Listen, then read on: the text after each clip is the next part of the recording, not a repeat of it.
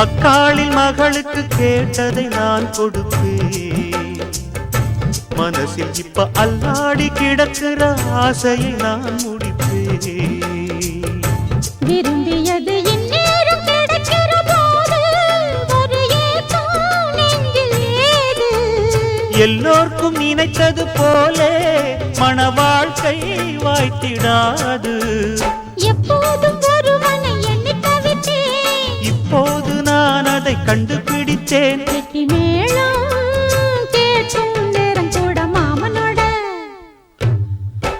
இந்த மாமனோட மனசு மல்லியப்பு போலே பொன்னானது.